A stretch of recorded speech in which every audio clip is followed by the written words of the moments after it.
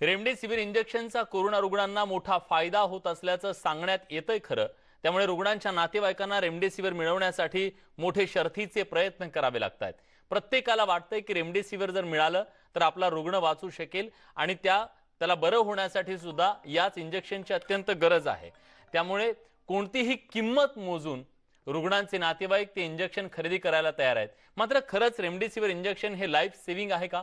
Remdesivir घेतल्यानं त्याचा रुग्णांना किती आणि कसा फायदा होतोय यासह अनेक प्रश्नांची उत्तरं आपण जाणून घेणार आहोत। आपल्या सोबत असणार आहेत डॉक्टर अशोक थोरात। थोरात सर, स्वागत आहे तुमचं न्यूज 18 लोकमतच्या या विशेष कार्यक्रमामध्ये। सुरुवातीला एक गोष्ट सांगा की आता ज्या पद्धतीने राज्यभरात प्रत्येक कोरोना बाधित रुग्णाचा नातेवाईक शोधतोय सगळीकडे की आम्हाला रेमडेसिवीर मिळालं पाहिजे, त्याच्यासाठीची त्याची धावाधाव सुरू आहे। अनेक जणांना अश्रू अनावर झालेले आहेत। अशा सगळ्या परिस्थितीमध्ये हे रेमडेसिवीर इंजेक्शन कोरोना बाधित रुग्णांसाठी किती महत्त्वाचं आहे याच्याबद्दल तुम्ही सुरुवातीला सांगा। खरं म्हणजे आपण 1 वर्षापेक्षा जास्त दिवस झाले आपण या कोरोनाशी लढाई करतो आहोत आणि रेमडेसिवीरच्या इंजेक्शनचा वापर करत आहोत। परंतु रुग्णांनी किंवा रुग्णांच्या नातेवाईकांनी आणि सगळ्या डॉक्टरांनी, मग शासकीय यंत्रणेतील असतील किंवा खासगी यंत्रणेतील डॉक्टर्स असतील, यांनी रेमडेसिवीर नेमकं केव्हा देणं आवश्यक आहे आणि कोणत्या पेशंट्समध्ये रेमडेसिवीरची आवश्यकता नाही याची जनजागृती मोठ्या प्रमाणावर करणं आवश्यक आहे आणि हे सर्व समाजामध्ये याची माहिती जाणं आवश्यक आहे। अननेसेसरी म्हणजे कोविड पॉझिटिव्ह आला म्हणजे रेमडेसिवीर दिलं की लगेच दुरुस्त होतोय हा जो समज काही लोकांचा झालेला आहे किंवा समाजाचा झालेला असेल तर तो समज आपल्या डोक्यातून निघला पाहिजे। रेमडेसिवीर कुठल्या पेशंट्समध्ये द्यावं या संदर्भात आपल्या महाराष्ट्र शासनानं, केंद्र शासनानं वेळोवेळी गाईडलाईन्स पण दिलेल्या असतात, ट्रीटमेंट प्रोटोकॉल्स दिलेले असतात आणि तसे पत्र शासन स्तरावरून निघालेले असतात। तर ज्या कॅटेगरीज केलेल्या आहेत कोविड रुग्णांच्या, त्या कॅटेगरीच्या याच्याप्रमाणे असिम्प्टोमॅटिक असतील, माइल्ड सिम्प्टोमॅटिक असतील, मॉडरेट पेशंट्स असतील, या पेशंट्समध्ये रेमडेसिवीर देण्याची गरज नाही। जर रेस्पिरेटरी फेल्युअर असेल, लोअर रेस्पिरेटरी म्हणजे ट्रॅक्ट इन्फेक्शन असेल किंवा त्याला आपण न्यूमोनिया असेल किंवा सीटी एक्सरे वरती काही लंग्समध्ये इन्व्हॉल्वमेंट असेल आणि त्याचा रेस्पिरेटरी रेट फार हाय असेल 24 अँड अबाव, अशा परिस्थितीमध्ये डॉक्टरने डिसिजन घेतलं पाहिजे की रेमडेसिवीर खरंच त्यांना देणं आवश्यक आहे आणि त्याच वेळेला रेमडेसिवीर प्रिस्क्राईब केलं पाहिजे आणि त्याच पेशंट्समध्ये खऱ्या अर्थानं रेमडेसिवीरची आवश्यकता आहे। दुसरा, रेमडेसिवीर लाईफ सेव्हिंग आहे का? तर परवाच माननीय प्रधान सचिव साहेबांचं पत्र आलेलं आहे आणि आतापर्यंतच्या सगळ्या स्टडीजवरनं की रेमडेसिवीरचा वापर केल्यानंतर फक्त हॉस्पिटल स्टे कमी झालेला दिसून आलेला आहे। पेशंटच्या आउटकममध्ये कुठलाही फरक रेमडेसिवीरच्या इंजेक्शनामुळे दिसून आलेला नाही आहे। मग मुद्दा असा आहे सर की तुम्ही म्हणताय की त्याची SOP दिलेली आहे की रुग्णाला कधी कुठल्या रुग्णाला द्यायचं याच्याबद्दलचे आदेश किंवा त्याच्याबद्दलच्या माहिती सातत्यानं दिली गेलेली आहे। असं असताना सुद्धा मग रेमडेसिवीर सर्रासपणे वापरण्याचा अट्टहास नेमका का होतोय? कारण हे डॉक्टरांकडूनच वापरलं जातंय। डॉक्टर का इतका आग्रह करतायत आणि अट्टहास करतायत? मग आम्ही डॉक्टरांनाही, आमच्या अधीनस्थ जे डॉक्टर्स आहेत त्यांनाही तशा सूचना दिलेल्या आहेत, सगळ्या SOPs पाठवलेल्या आहेत। पण रुग्णांची मानसिकता अशी झालेली आहे की रेमडेसिवीर हा एक रामबाण उपाय आहे या आजारावरती, त्यामुळे लोक लाईन लावून रेमडेसिवीरची खरेदी करतानाही आपल्याला दिसलेले आहेत। आता नाशिक जिल्ह्यामध्ये मागच्या परवा पालकमंत्री महोदयांच्या बैठकीमध्ये अशा सूचना दिल्या की डायरेक्ट रिटेल शॉपवर विकण्यापेक्षा त्या हॉस्पिटल्समध्ये ज्या ऍडमिट आहेत पेशंट, ज्याला आपण कोरोना हॉस्पिटल म्हणून लेबल केलेले आहेत, मग प्रायव्हेट असतील किंवा गव्हर्नमेंट असतील, तर त्यांच्या हॉस्पिटल ओनरनी सर्टिफाय केलं पाहिजे। त्याचा विशिष्ट असा फॉर्मॅट आहे। त्या सर्टिफिकेटमध्ये जर त्यांनी मागणी केली आणि त्या पेशंटला कशासाठी रेमडेसिवीरची आवश्यकता आहे, ऍडमिशनला त्या पेशंटची काय परिस्थिती होती, आज त्या पेशंटची काय परिस्थिती आहे, त्याचे वेगवेगळे पॅरामीटर्स आज कसे आहेत, ऍडमिशनच्या दिवशी कसे आहेत, हे सगळं लिहून दिल्यानंतर, सर्टिफाय केल्यानंतर हॉस्पिटलनी मागणी करायची इंजेक्शनची आणि ते FDA थ्रू त्यांना प्रोव्हाइड करायचे। अशा प्रकारचं मागच्या 2 दिवसापासून नाशिक जिल्ह्यामध्ये सुरुवात केलेली आहे आणि त्याच्यामुळे थोडंसं जे रेमडेसिवीरच्या बद्दलची जी पॅनिकी सिच्युएशन 2-3 दिवसापूर्वी होती ते थोडं कमी झालेली आहे असं मला वाटतं. त्याच्यामुळं स्ट्रिक्ट म्हणजे डॉक्टर्स असतील, पेशंट्स असतील, पेशंटचे रिलेटिव्ह असतील, सगळ्यांनी अननेसेसरी रेमडेसिवीरच द्या पेशंटला, म्हणजे माइल्ड मॉडरेट कॅटेगरीच्या पेशंटला रेमडेसिवीर द्या हा अट्टास सगळ्यांनीच सोडून दिला पाहिजे, म्हणजे ही पॅनिक सिच्युएशन येणार नाही. बरं, याचा अर्थ तुम्हाला असं म्हणायचं आहे की आत्ताची राज्यातली जी परिस्थिती निर्माण झालेली आहे, रेमडेसिवीरचा जो प्रचंड तुटवडा निर्माण झालेला आहे, हा सगळा कृत्रिम आहे, अतिवापर, त्याचा सर्रासपणे झालेला वापर, या सगळ्यामुळे ही तुटवड्याची परिस्थिती निर्माण झाली आहे?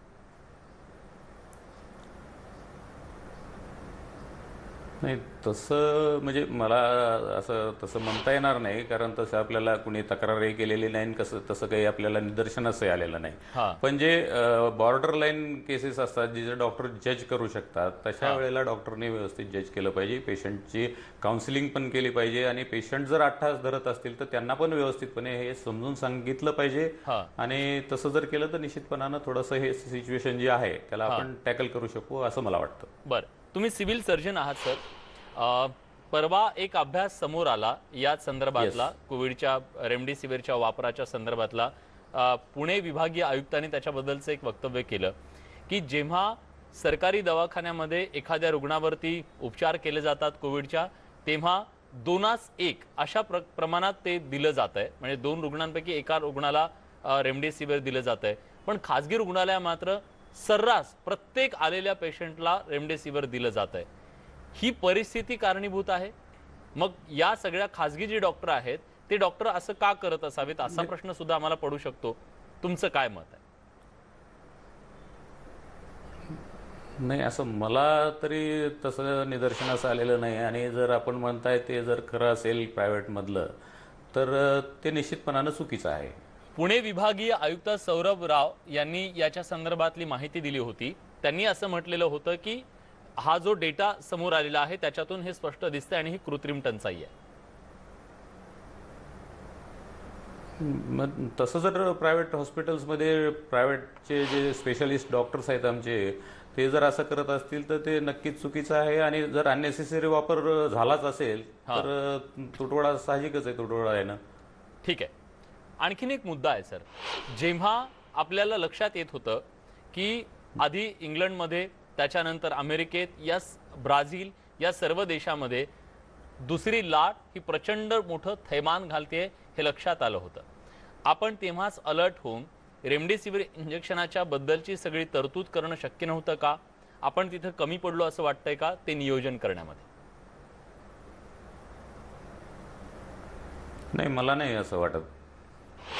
कारण शासन म्हणजे महाराष्ट्र शासन स्तरावरून, केंद्र शासन स्तरावरून सगळ्या एक्सपर्टशी सल्लामसलत करून सगळ्या काय उपाययोजना करणं आवश्यक होत्या त्या सर्व उपाययोजना केलेल्या आहेत. त्यामुळे मला तरी असं वाटत नाही. ठीक आहे. कदाचित तुम्ही त्याच्याबद्दल उत्तर नाही देऊ शकणार, पण मला थोडंसं टेक्निकल समजून सांगा सर. WHO जे गाईडलाईन देत आहे जेव्हापासनं कोरोना आला तेव्हापासनं, उपचाराच्या पद्धतीतल्या असतील किंवा ट्रेसिंगच्या बद्दलच्या असतील किंवा त्या सगळ्याचे जे टेस्टिंग केलं जातं त्याच्याबद्दलच्या असतील, रेमडेसिवीर बद्दल स्पष्टपणे WHO सांगते की त्याचा वापर केला जाऊ नये. मग असं असताना सुद्धा आपल्याकडे सर्रासपणे इतक्या मोठ्या प्रमाणात रेमडेसिवीर हे रामबाण उपाय असं का म्हटलं जातं?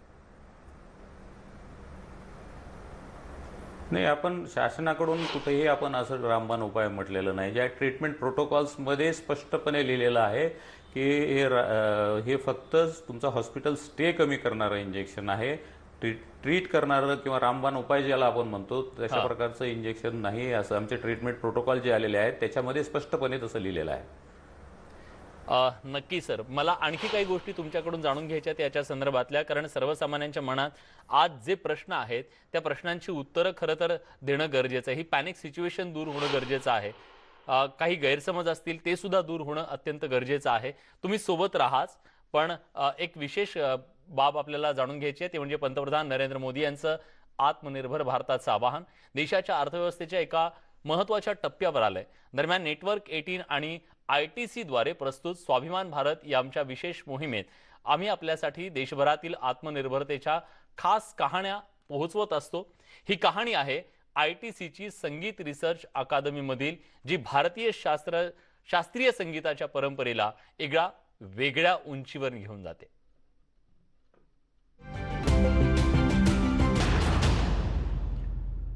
ब्रेक नंतर तुमचं पुन्हा एकदा स्वागत. न्यूज 18 लोकमतवर आपण विशेष कार्यक्रम बघतोय. रेमडेसिवीरचा अट्टहास नेमका कशासाठी आणि आता आपल्या सोबत याविषयी बोलण्यासाठी नाशिकवरून civil surgeon doctor Ashok Thorat sir आहेत. थोरात सर, प्रश्न आता असा आहे की रेमडेसिवीरचा काळा बाजार सध्या मोठ्या प्रमाणात होतोय. ही बाब काही लपून राहिलेली नाहीये. अनेक ठिकाणी कारवाई केल्यानंतर ही बाब लक्षात आली आहे की हा काळा बाजार होतोय. आता हा काळा बाजार रोखण्याचं प्रशासनाच्या समोर एक मोठं आव्हान आहे. तो कसा रोखला जाईल? हा काळा बाजार रोखण्यासाठीच परवा मी जसं सांगितलं की नाशिक जिल्ह्यामध्ये आम्ही रिटेल शॉपवर जे रेमडेसिवीर विक्री व्हायचं तर ते बंद केलेलं आहे. आणि तसे माननीय जिल्हाधिकारी महोदयांनी निर्देश पण दिलेले आहेत की ज्या हॉस्पिटल्सला रेमडेसिवीरची आवश्यकता आहे त्या हॉस्पिटल्सनी रिक्वायरमेंट हे FDA कडे द्यायची आणि FDAनी मग ते सगळं व्हेरीफाय केल्यानंतर त्यांना रेमडेसिवीर इंजेक्शनची पुरवठा करायचा. बर, जो अगोदर रिटेलवरती विक्री केल्यानंतर जे लाईन लावून लोक प्रिस्क्रिप्शन घेऊन येत होते ते कुठल्या हॉस्पिटलचं प्रिस्क्रिप्शन होतं, OPDचं होतं, इंडोरचं होतं की कोविड रेकग्नाइज्ड हॉस्पिटलचं होतं, याच्याशिवाय ते रिटेलवरती रेमडेसिवीरची इंजेक्शन दिली जायची. तर ते सगळं बंद करण्यात आलेलं आहे. बर. पण हा निर्णय घ्यायला थोडासा उशीर झाला असं तुम्हाला वाटतं? कारण गेल्या काही दिवसांमध्ये सातत्याने या सगळ्या बाबी समोर येत असताना सुद्धा अगदी ब्लॅक मार्केटमध्ये 10 ते 12 हजारांपर्यंत हे रेट गेले होते एका इंजेक्शनचे. 3-4 हजार रुपयांचं हे इंजेक्शन. या बाबी इतक्या समोर येत असताना सुद्धा हा निर्णय घ्यायला उशीर झाला, कारण 1 वर्षापासून आपण लढतोय या सगळ्या परिस्थितीशी. नाही, आता नाशिकपुरता हा निर्णय झालेला आहे आणि नाशिकमध्ये ज्यावेळेस कळालं प्रशासनाला त्यावेळेस इमिजिएट हा निर्णय घेण्यात आलेला आहे. बर, पण यापुढे डॉक्टरांचा कडून याचा वापर अतिवापर होऊ नये याच्या संदर्भात काही तुम्ही SOP बनवलेली आहे का की त्याचं पालन करणं डॉक्टरांना बंधनकारक असेल, खाजगी असेल किंवा सरकारी डॉक्टर असतील? ज्या शासनानं दिलेल्या गाईडलाईन्स SOPs आहेत त्या आम्ही सर्व खाजगी डॉक्टरांना आणि शासकीय यंत्रणेतील डॉक्टरांना इश्यू केलेल्या आहेत आणि त्या गाईडलाईन्स स्ट्रिक्टपणे फॉलो कराव्यात अशा सूचना पण त्यांना दिलेल्या आहेत. आणि ह्या सूचनाचं पालन करणं हे खऱ्या अर्थानं त्यांची जबाबदारीच आहे, त्यांचं कर्तव्यच आहे. बर, पण या उपचार पद्धतीबद्दल थोडंसं सर्वसामान्यांच्या काही गोष्टी लक्षात येत नाहीत. मला वाटतं त्याच्याबद्दल तुम्ही थोडासा प्रकाश टाकावा की आपल्याकडे RT-PCR स्कोर सर्वसामान्यांनी RT-PCRच्या स्कोर बद्दल सातत्यानं आपल्याला बोललं जातं. हा स्कोर नेमका असतो काय? RT-PCRचा स्कोर वेगवेगळ्या जे आपण हे मीडिया वापरतो त्याच्यावरती अवलंबून असतो. पण आता परवा ICMRच्या गाईडलाईन्सप्रमाणे 35चा स्कोर हा कट ऑफ दिलेला आहे. म्हणजे 35च्या वरचे पेशंट सगळे निगेटिव्ह आणि 35च्या खाली किंवा 35 असतील तर ते पेशंट्स पॉझिटिव्ह अशा प्रकारच्या गाईडलाईन्स ICMRनं दिलेल्या आहेत. आणि मला असं वाटतं की सामान्य जनता किंवा जे हे आहे तर ते RT-PCRच्या स्कोअरपेक्षा CTच्या स्कोअरवर जास्त लक्ष देऊन आहे. आणि CTमध्ये तुमची लंग इन्व्हॉल्वमेंट किती आहे, HRCT स्कोअरमध्ये तुमचे जे लंग्स आहेत, फुफ्फुस आहेत ते ते फुफ्फुस म्हणजे CT स्कॅन आपण जे करतो त्याच्यामध्ये फुफ्फुसाची कंडिशन कशी आहे, त्याच्यानंतर त्याच्यामध्ये या कोरोनाच्या आजारामुळे न्यूमोनायटिस किती प्रमाणात डेव्हलप झालेला आहे, किती तुमचा लंगचा भाग त्याच्यामध्ये इन्व्हॉल्व झालेला आहे याच्यावरती स्कोरिंग सिस्टीम केलेली असते. आणि पूर्ण लंग इन्व्हॉल्व झालं तर त्याचा हायेस्ट स्कोर हा 25 येत असतो. आणि साधारणतः 8 पर्यंतच्या स्कोरला आपण माइल्ड स्वरूपाचं म्हणतो, 8 ते 18 पर्यंतच्याला मॉडरेट आणि 18च्या वरच्या स्कोरसाठी सिव्हिअर कॅटेगरीमध्ये त्या पेशंटला आपण लेवल करत असतो. आणि या स्कोरवर सामान्य जनतेचं जास्त लक्ष आहे आणि त्यांची जास्त चर्चा पण या स्कोर बद्दल होत आहे. सर, हा स्कोर जो आहे तो ठरवतो त्याची लाईन ऑफ ट्रीटमेंट काय असेल ती, कारण ऑक्सिजन कधी लावायचा हे या स्कोरवरती ठरतं आणि किती स्कोर आल्यानंतर ऑक्सिजन लावावा लागतो याच्याबद्दल तुम्ही काय सांगाल?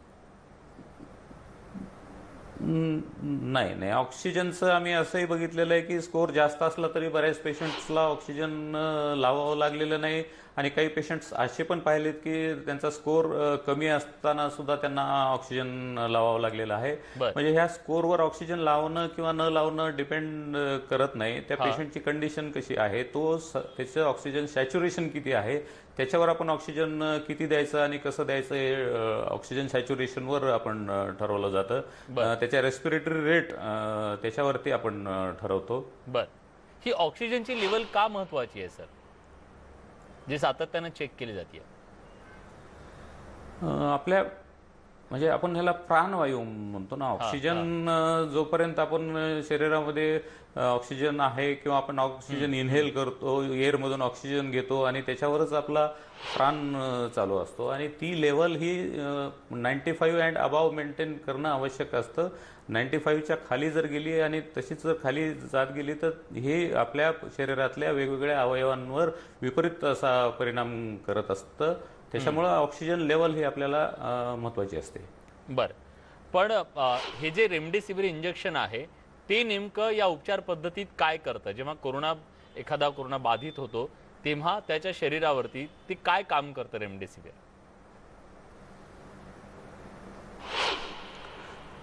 रेमडेसिवीर म्हणजे आपल्या तो अँटीव्हायरल म्हणून ॲक्ट करतं आणि आपल्या शरीरावर होणारा जो परिणाम आहे त्या व्हायरसचा फुफ्फुसावर असेल तर त्या याच्यामध्ये थोडंसं आपल्याला लवकर रिकव्हरीसाठी मदत करतं आणि अँटीव्हायरल म्हणून ॲक्ट करतं. बरं. पण मग या रेमडेसिवीरचे काही घातक परिणाम सुद्धा शरीरावर होतात?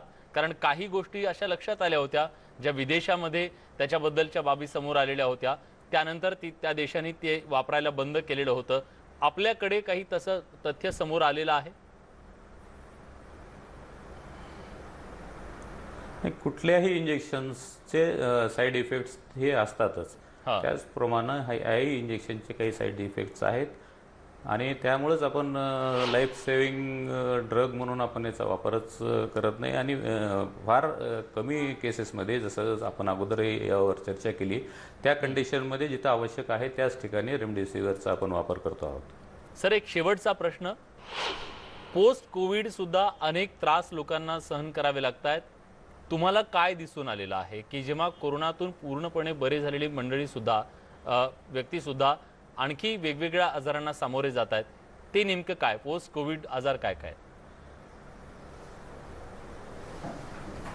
पोस्ट कोविडमध्ये आपण म्हणजे 1-2 आठवड्यापासून ते 6-7 आठवड्यापर्यंत, कधी कधी क्वचित प्रसंगी 2.5-3 महिन्यापर्यंतही पेशंट्स वेगवेगळे सिम्पटम्स घेऊन आलेले आम्ही मागच्या वर्षभरामध्ये पाहिलेले आहेत. आणि त्याचे काही पेशंट्सचे सिम्पटम्स हे सौम्य प्रमाणाचे आहेत आणि काही पेशंट्स पोस्ट कोविडमध्ये मृत्युमुखी पण पडलेले आहेत. मग त्याच्यामध्ये कोॲग्युलेशन डिसऑर्डर्स असतील, काही लंग्सशी रिलेटेड, काही फायब्रोसिस ऑफ लंग्स असतील, अशा वेगवेगळे ज्या सिक्विलीज आहेत त्या सगळ्या मागच्या वर्षभरामध्ये पाहण्यात आलेल्या आहेत.